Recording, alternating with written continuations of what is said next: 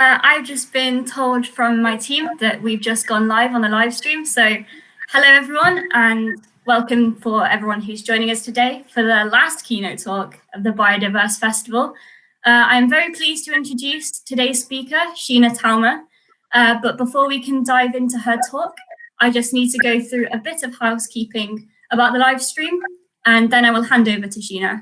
So hello, everyone. My name is Hannah, and I am one of the team members from the Biodiverse Festival, and I will be hosting the talk for today. As this is an online event, there is a possibility that we may experience some technical difficulties. Do not worry if this happens. We are recording the talk in the event of any issues, and we will be uploading it to YouTube so you can catch it later at any time. At the end of the talk, there will be time for a short Q&A. So if you have any questions about Sheena's talk, then you can submit them either via the Google form, which is linked in the description of the video, or if you have a YouTube account and don't mind having your name appear next to your question, you can use YouTube's live chat function. We may be limited for time, so apologies if we don't get around to your question, but hopefully we will have time. So it is my pleasure to introduce your keynote speaker for today, Sheena Talma. Sheena is an early career researcher from the Seychelles who studies in the field of marine science. She has a postgraduate degree in fisheries and ichthyology and has worked for the Ministry of Environmental, Energy and Climate Change in the Seychelles. Sheena is currently working as the Science Program Manager at the Nekton Foundation, which is a not-for-profit organization to establish and accelerate scientific exploration and protection of the ocean. I will be switching off my microphone and my video just to make sure everything runs smoothly with the internet, but I will return at the end of the presentation to ask Sheena any questions that you might have. So with that, I will hand over to you, Sheena, whenever you're ready.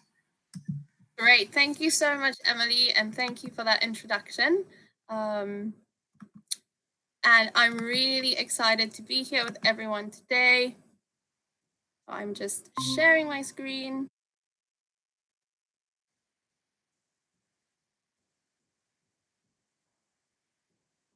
There we go.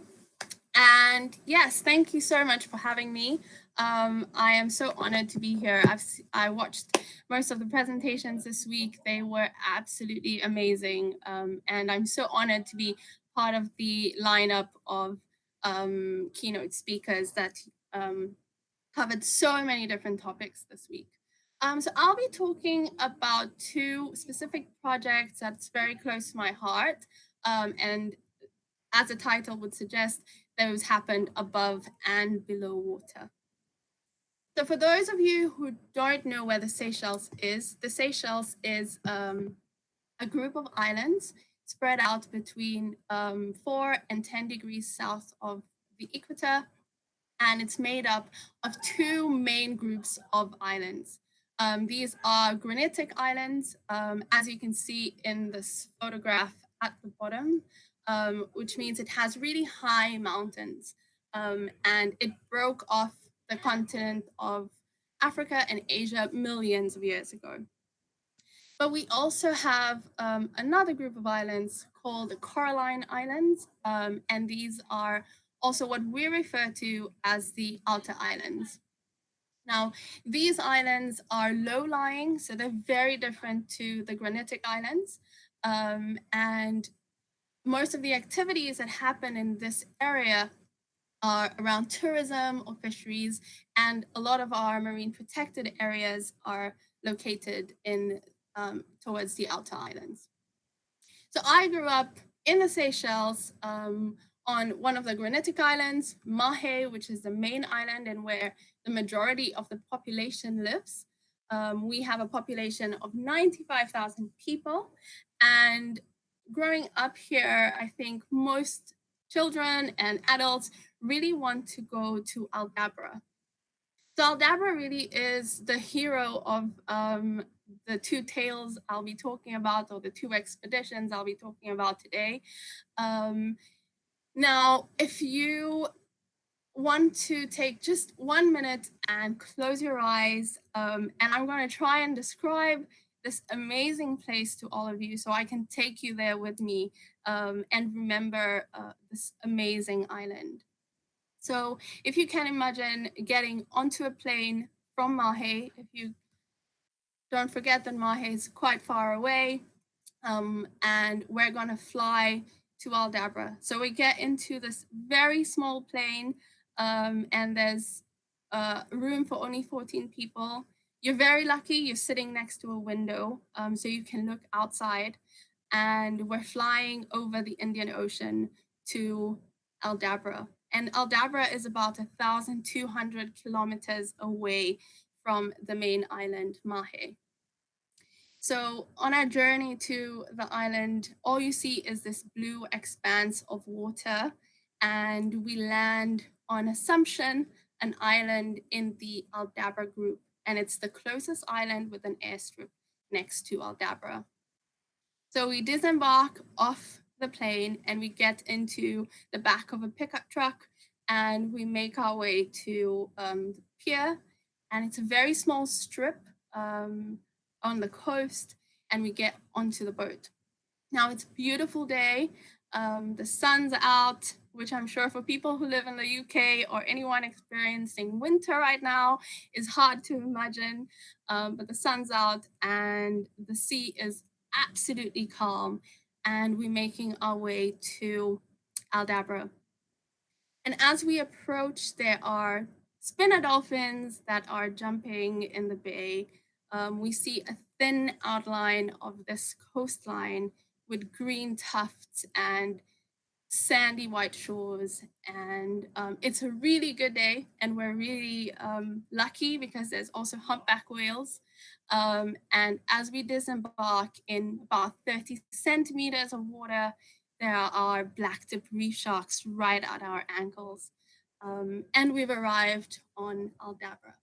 Now, I have not done justice to this amazing place where so few people are fortunate to visit.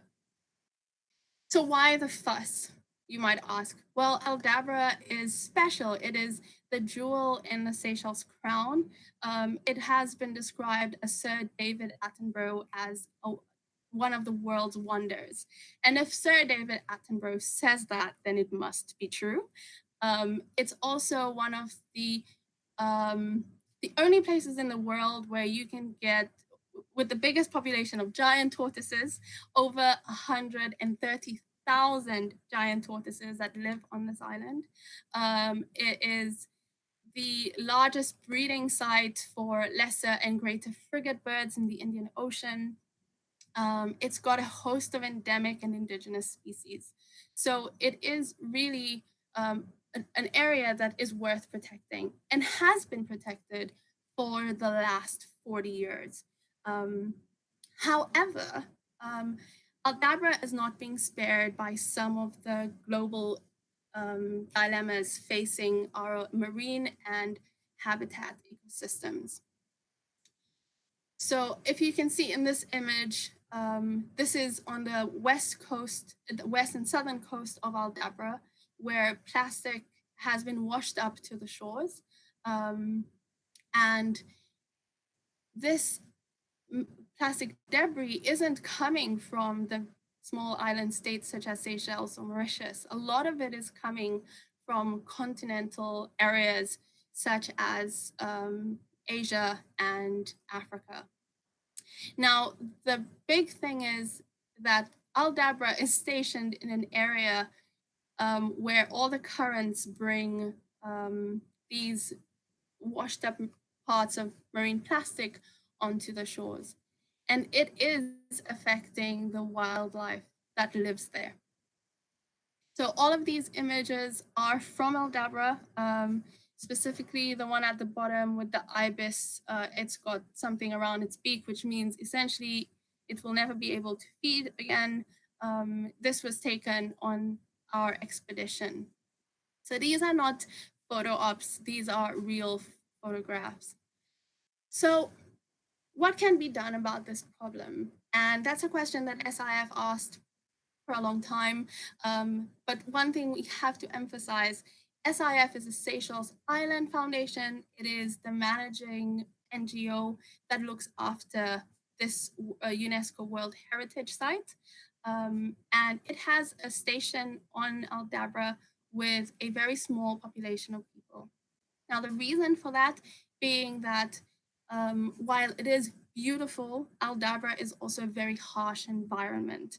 And to have limited human impact on this island, the small population that lives there are there for the functioning of the island to ensure that monitoring is conducted so that we understand what is happening within our marine and terrestrial ecosystems, but also to act as a deterrent from illegal fishing that may occur in this area. So an additional problem of plastic will need additional funding and additional people. So SIF launched this campaign to find 12 volunteers that would take up that challenge and go to this amazing place and clean up as much marine debris as they possibly could. So I was so privileged to have participated in the competition and have won one of the spots on this program. And we had 5 main aims, which I will run through individually.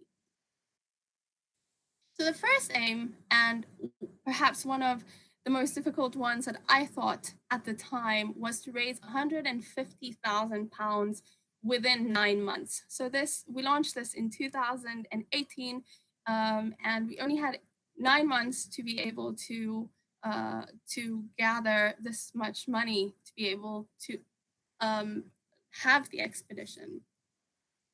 And amazingly, everyone got together and we raised more than the required amounts. And a lot of this funding came not just from abroad, which you can see in gray, but also money was raised within the Seychelles. So just for an overview and an understanding of where this money came from, orange shows international corporations, the black are the Seychelles corporations, the gray is money that SIF pledged towards the program before it even started. Amazingly, we managed to get 7% of the funding from crowdfunding. So lots of people just donating, £50, £1, really shows that it goes a long way. And of course, one of the chunks we got a lot of funding from, especially SECAT, the Seychelles Climate and Coastal Adaptation Trust, which provided more than 29% of the money that we collected. So to really try and get our partners invested in the program, each investor would get some kind of output from giving us the funding. So depending on how much money you donated, then we would organize some kind of activity, as we've shown in this slide.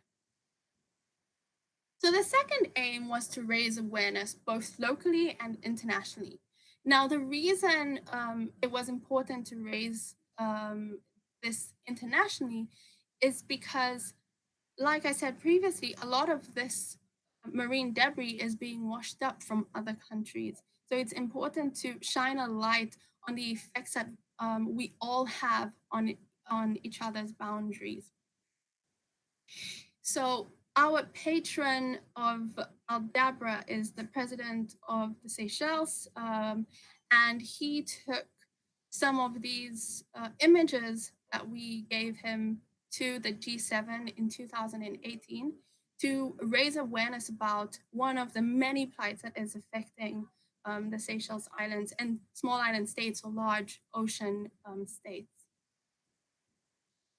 But of course, we also participated in a host of different interviews Some were done locally and some were done internationally. For example, we had a short interview with Sky News to raise awareness beyond our own borders.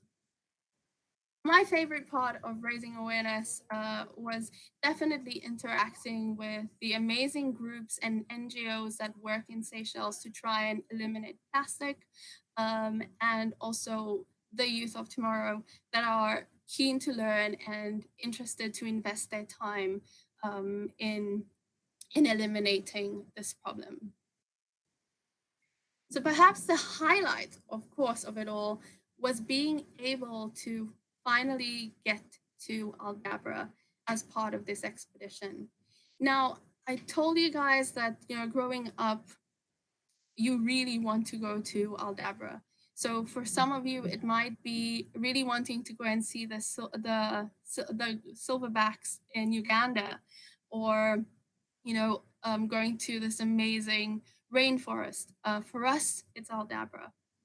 And I was so privileged in my postgraduate course to be able to do a desk study on black-tip reef sharks. So it just, really made me want to go to this place without fail. So for a lot of the people that went to Aldabra, this was, in many sense, a dream come true. And like I said, whilst Aldabra is stunningly beautiful, sometimes it feels like the island wants to kill you. So if you look at the back of this photo, there are these jagged rocks. We call it cast on the outline of the shore, and falling on that will cause some serious damage. The other big issue about Aldabra is that it's so far away from healthcare.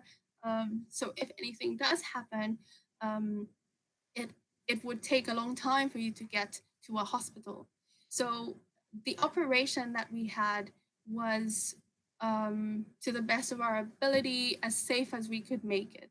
And we spent a lot of our time on the southern coast that I'm pointing to now, whereas the research station is on the northwest coast. So where my mouse is at the moment. So in the northwest coast, where the research station is and where the small population of people live, there's electricity and there's water. So it's like a luxury camp, at least to us. Whereas on the west coast, where we were stationed to clean up the beaches, there is no water, there is no electricity, there's no toilets, and we pretty much lived on canned food for the 5 weeks that we were there. So the expedition was broken up into two. We had the first 2 weeks where we essentially spent our time just collecting all the rubbish and categorizing them. And we spent the second 2 weeks loading everything from Aldabra onto a barge that would come back to Mahe. And of course, this wouldn't have been possible without a host of different partners, especially the Seychelles Coast Guard, who came down to help us to remove the rubbish from Aldabra. Now, I'd really like to show a very small clip.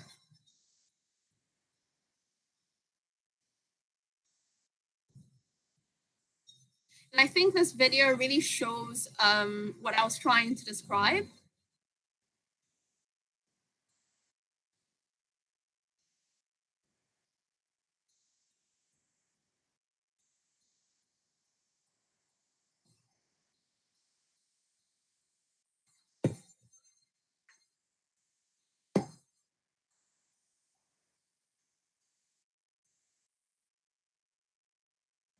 So Island Under Siege is a short documentary that you can catch on YouTube if you want to find out more about the project.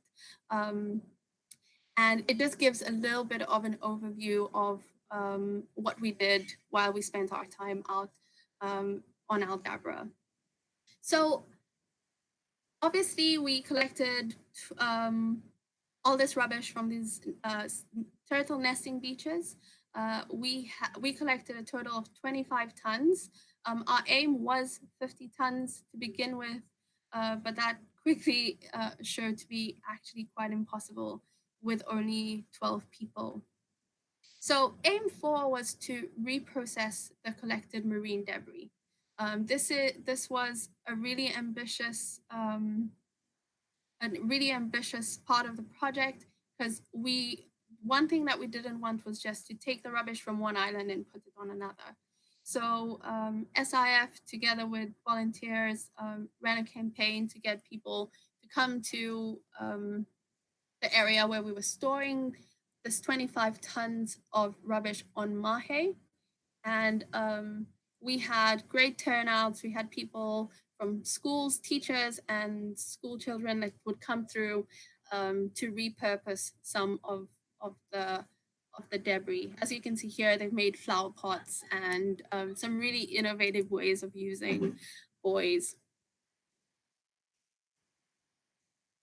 Our last aim, of course, was to ensure that the expedition was communicated effectively to not just Seychelles, our population, but also around the world.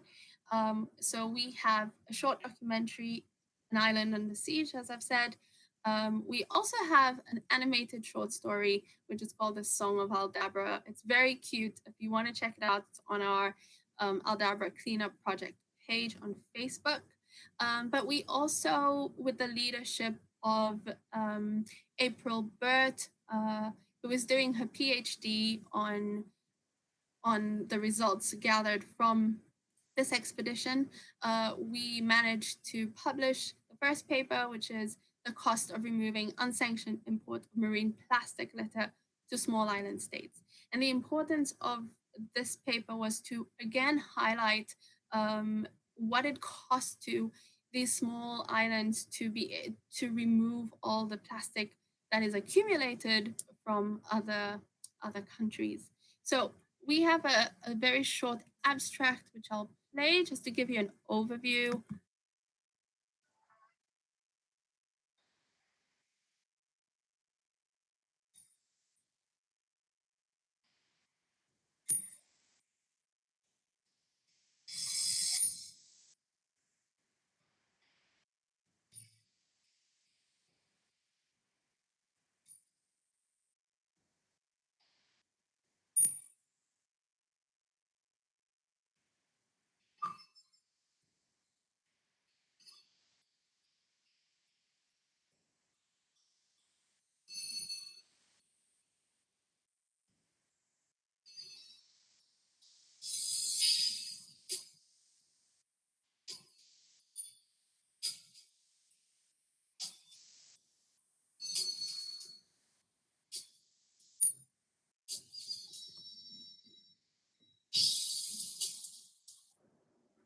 So this shows a great estimation of how much it cost us all to remove plastic waste from this island.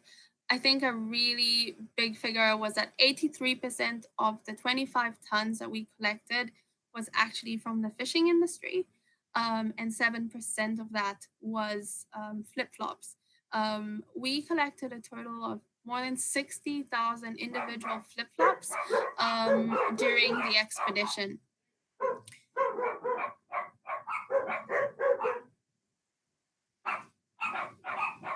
And just to emphasize how dangerous it was really difficult just trying to get all of the plastic from the beach onto a small boat and then onto another vessel to transport it back to Mahe.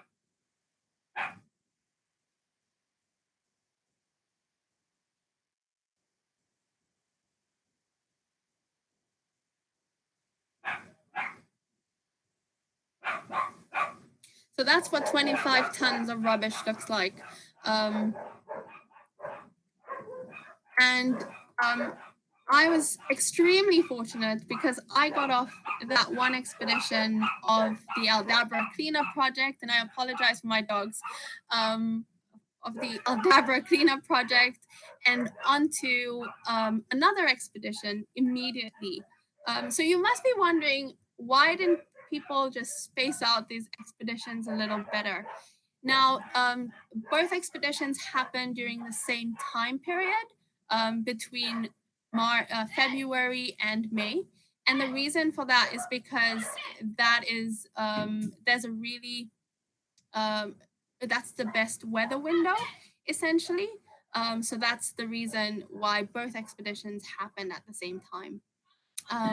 So at the time when the Nekton first descent happened, and during the planning of it, which started in 2018, I was working for the Ministry of Environment, Energy, and Climate Change.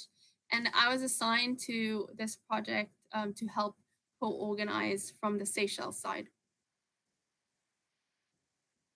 Now, similar to the Aldabra cleanup project, one of the most important aspects is ensuring that you have a strong group of partners.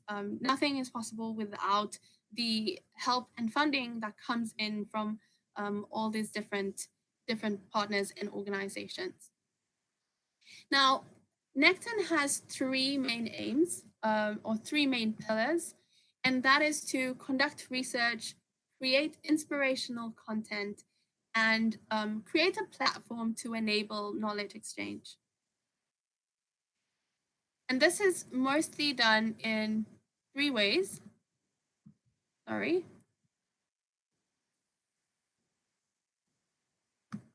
I'm just experiencing a little, there we go.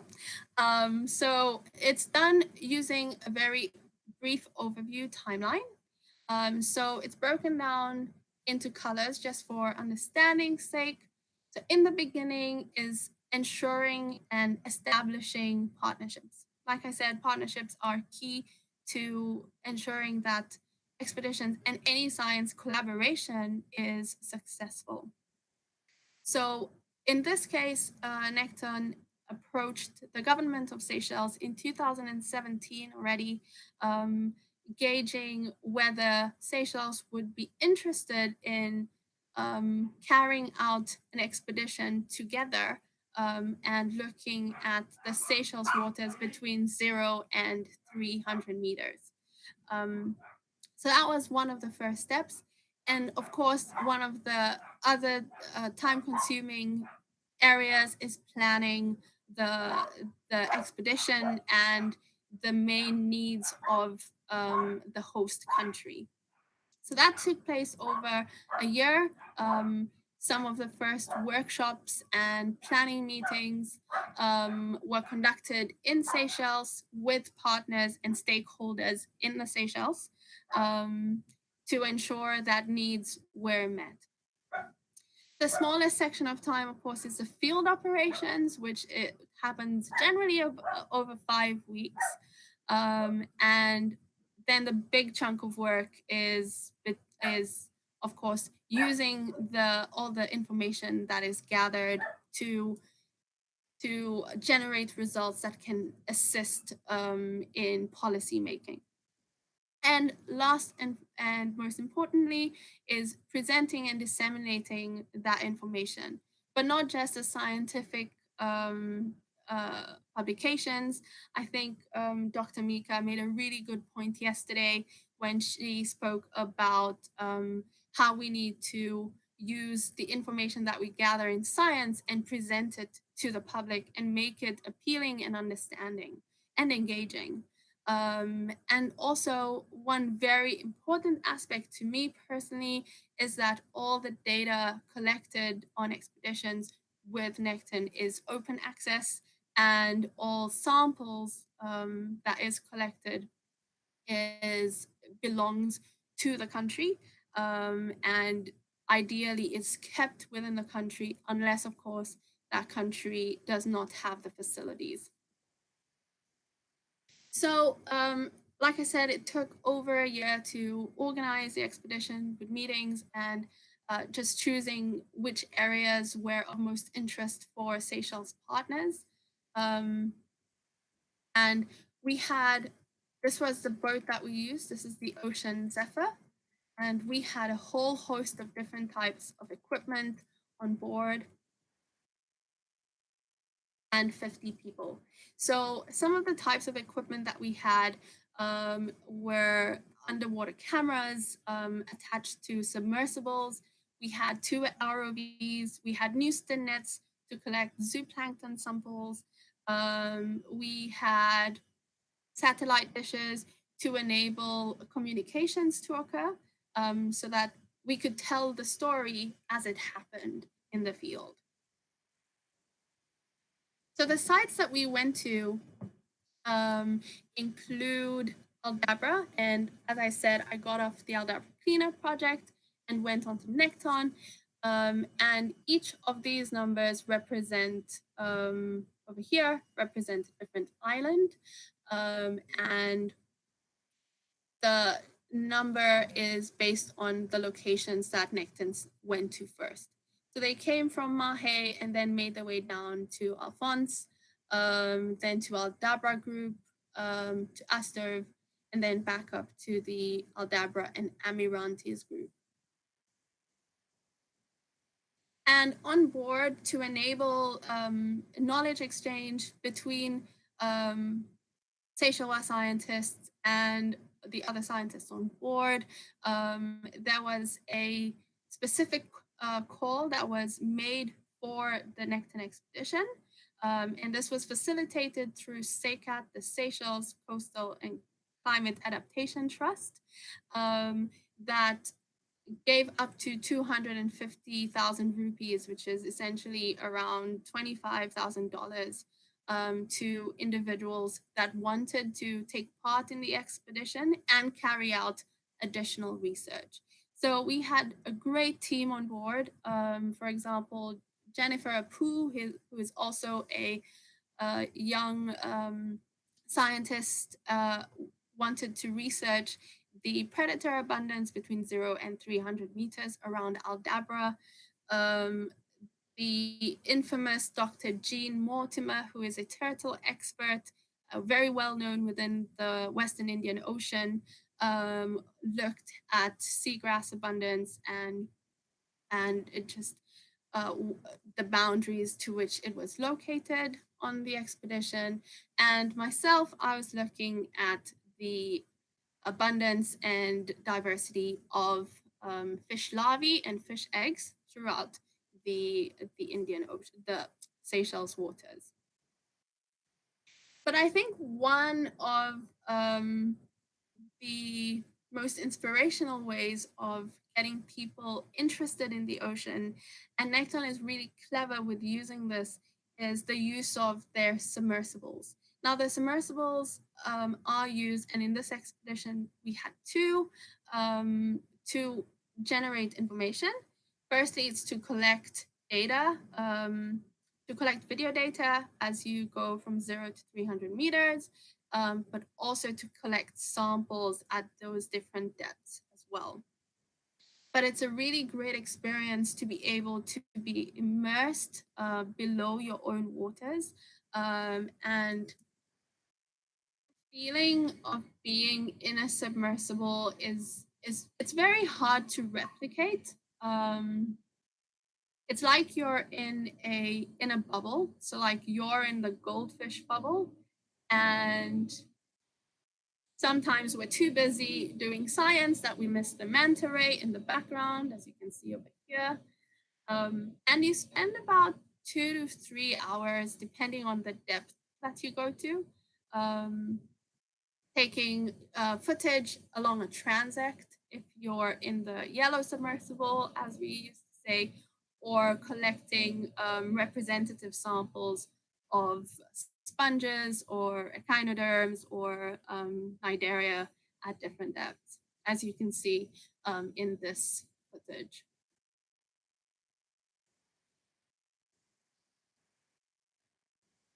But what's really great is that we also had a group of politicians. So we had the Minister of Environment and the President of the Seychelles that came on board for a day.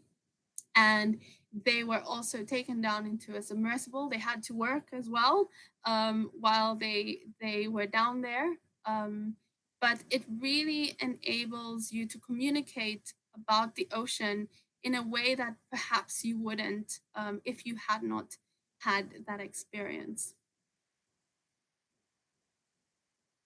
But I think what stays with me, and definitely something that I will take for the rest of my life, is the experience of seeing the change in habitats from 0 to 300 meters.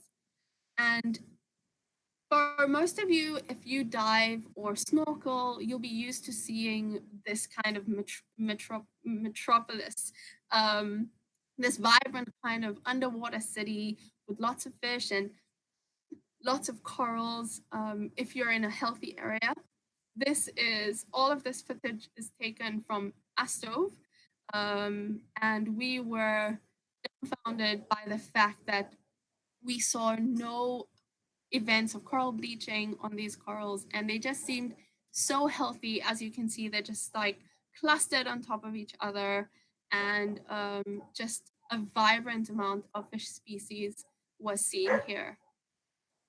Then as you move down to 30 to 60 meters, it's completely different. So you move away from those harder structures that you saw at 10 meters and that many of you perhaps are used to seeing, to a little more fan coral-like species, little less movement of fish. I'd like to think that this is a Sunday afternoon. If this was a city, this would be a Sunday afternoon and people are just going out for a stroll. And when we go further down to below 120 meters, then you really start to see that those depth changes. There's a lot less light to start off with. The submersibles have to have their lights on at this point. There are a lot less coral structures. There's more whip corals, which were those structures you saw previously. Life seems to be slowing down in this part of our ocean. And lastly, when we go down further to 250 to 300 towards the Twilight Zone, it's like, for me, it's probably the closest I'll get to being on the moon. It's very different structure that I have ever seen. There's lots of like little crevices, not a lot of fish that we saw when particularly I was down in a submersible, but lots of echinoderms and lots of different types of corals as well. But I think from both projects, the things I learned and took away from them is firstly that partnerships are really important. So the historical view that I have of expeditions is generally one that is quite colonial, where foreign nationals come into a country and do research without the involvement of the public or without the involvement of the local scientists. And if you really want to read a paper about that, Asha de Vos just published a comment paper, and you can just Google her and you will find it. It's really great to read. So it's really a difference to be able to participate in expeditions that essentially involve their partners from the onset, which really shouldn't be the exception. That should be the rule. Secondly, I learned that we must celebrate the wins. I think as scientists, we often look at how much more we could be doing, but it's really about celebrating the little wins that we had and that we continue to have. On that note, I think I'm coming up to time. I could go on forever. So if you want to find out more about any of these projects, please follow Nekton and the Aldabra Cleanup Project.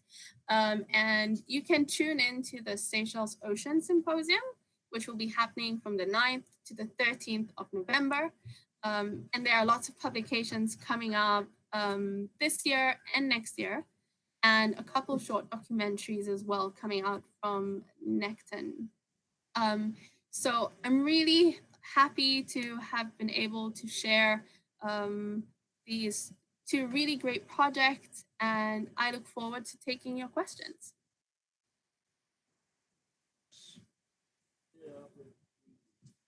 Hi, Sheena. Thank you very much for giving that amazing talk. I have a couple of questions for you from people who've been watching. First off, do any other countries accept responsibility for the waste that ends up on the island? And are they taking any actions to help stop it? That is a really good question, and thank you for asking. Unfortunately not. SIF is trying to work with a lot of the fishing vessels that work within the region to try and address some of those issues. There is a FAD watch program that is going on in the Seychelles. So FADs are these aggregating devices used by a lot of fishing companies. So they now are obliged to first make them out of biodegradable objects, so that they degrade, and secondly, that they have beacons on so that they can be collected if needed. So there are small steps being made, but unfortunately, not many people are willing to take responsibility for the effects. Yeah. That's really sad. Do you think that Aldabra is representative of plastic pollution worldwide? And why did you choose to operate your cleanup organization on Aldabra? Well, that's a really good question. Aldabra is a UNESCO World Heritage Site. And yeah, I do. There isn't any evidence that that is the representative. There are other islands that have been affected. Henderson Island is one. They also had a cleanup project that operated there earlier last year, and they also published a paper about that.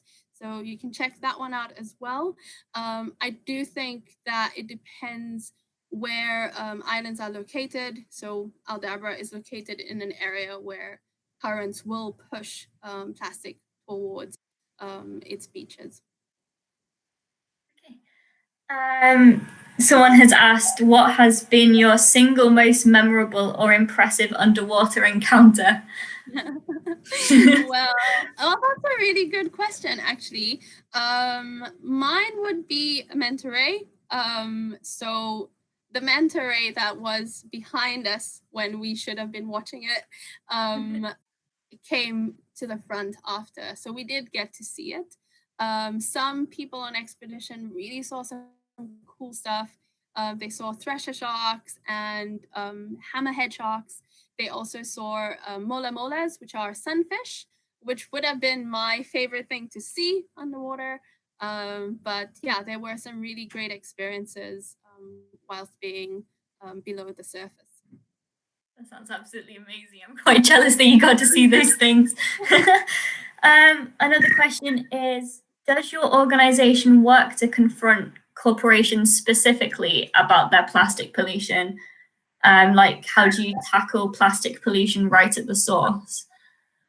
That is a good question. And I think as individuals, but also corporations, the biggest thing to do is to stop plastic pollution at the source, right? And to try and mitigate what comes into the ocean. It's very difficult to kind of collect plastic once it's entered into the oceanic system. SIF is the organization that organized and really led the Aldabra cleanup project. So I cannot speak on their behalf with regards to what they're doing to approach or reproach some of these organizations. But I do know that there are many activists out there that is trying to get companies and people to take more responsibility on the fact that they are the biggest producers of plastic.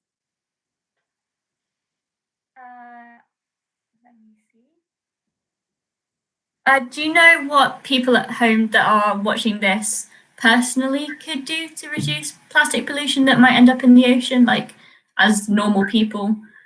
Yeah, I mean, I think there are lots of campaigns around that. You know, small things like reusing your water bottles. Don't buy plastic water bottles. Carry around a water bottles. It's simple things that is sometimes the hardest when you go for takeout. Don't take a lunchbox. You can be the newest revolution, and other things like taking your coffee cup. But if there is a petition out there trying to get people to stop producing plastic from the onset, why not sign it? But I think one of the things that was emphasized in the paper by April et al. Is that there is an issue. Plastic isn't one of the biggest issues that is facing our marine system. It is but one. And one of the biggest problems is tackling it once it gets to these small island states, because it requires a lot of infrastructure and a lot of money to go into removing that plastic. So it's not enough to just say, let's just turn the tap off. There are lots of organizations trying to do that. In addition to that, we need to start pledging money to the destruction that already has happened, so that small ecosystems can actually run campaigns to remove what is already within that system. We have another question that is, do you have any suggestions for reducing plastic pollution from fishers? I would love to have a little bit more clarification. What do you think? Do you mind just repeating the question? From fishers? I think they mean like fishermen. Okay, from fishers. So a lot of the plastic that we collected are from big fishing vessels. Okay, so we're not thinking about subsistence fishermen. We're thinking about tuna vessels that use big seine nets, or these fads, which is this aggregating device. A lot of it are buoys. So one of the things that Seychelles has incorporated into their fishery legislation is that fads have to be made out of biodegradable substances. So this will help, but obviously biodegradable, I'm sorry, my dogs are getting crazy. Biodegradable substances will accumulate as well. So, but at least these will, with time, will rot. So that's one of the biggest steps that the Seychelles government has taken. And essentially, perhaps it's practicing newer ways of fishing. Because there is questions around how sustainable it is to continue fishing at large scales the way we do within our Indian Ocean.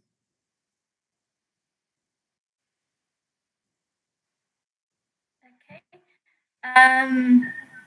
Sorry, I just need to get the next question up.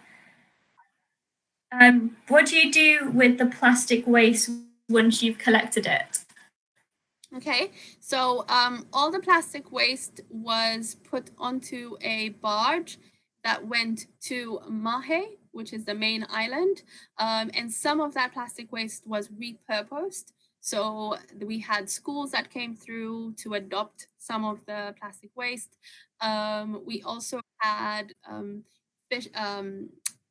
the national parks that came through to adopt some of the buoys that they could use to demarcate marine areas. But of course, as everyone knows, once plastic has been in the ocean and been subjected to heat and sunlight, it's really difficult to recycle it or repurpose it. Whilst some of it has gone towards repurposing, unfortunately, some of it will have to go to the landfill. That's such a shame. You said that 25 tons was removed from the island. Sorry, this question is a bit unclear. You said that the 25 tons removed from the island was 5%. In your opinion, what is the impact and how is, sorry, that question's a bit unclear. I just get to ask another one, sorry. Can ocean cleaning initiatives be harmful to wildlife if done poorly? That is a good question. I'm not sure. Well, the ones that we did was basically on land. So it was done using our hands. Essentially, there was no mechanical object or equipment used. So it was really hard work because it was literally back-breaking work. I do know that there are some people that are trying to do cleanups within the ocean space. I'm not sure what they use, so I can't comment on that. But I do suppose if they're using very small nets with very small mesh, that might be an issue, as you would take up a lot of zooplankton that's on the surface. What do you think will be the future of plastic pollution in terms of the amount and the effect that it may have on the environment? Well, I think one of the biggest things that we saw in Aldabra is that the plastic pollution is an accumulation over time. And what happens is that with sand, it just buries the plastic. So you can dig and dig, and there'll be piles and mounds of plastic. And this is why we prioritize the nest beaches of Aldabra, is because it's very well known that Aldabra has a huge population of green turtles that come up to lay, and hawksbills. But if they keep digging and there's nowhere to dig because of all these obstructions, then of course the worst case scenario happens, where they won't lay, or they'll lay in an area that isn't very good for the hatchlings. So there are implications for accumulation of plastic on beaches over a long period of time. Cool. Well, I think that's about it for the questions today. Thank you very much for speaking. I know I personally found it very interesting, and I'm sure everyone who was watching also thought so. Just before we go, I would quite like to just mention that we have our live panel discussions this weekend. We have one from 6 to 7:30 tomorrow, which is a panel discussion on anti-racism in biology and conservation, which is chaired by Ruben Fekoa Brooks, and a live panel discussion in collaboration with Disability in Higher Ed, which will be at 4 o'clock on Sunday, which is on disability in biology and STEM. So please go check them out, and more info is available on the program that we have on our website. So I think that is about it. Thank you very much again for talking. Thanks, Emily. Thanks for having me. You're welcome. Thank you very much.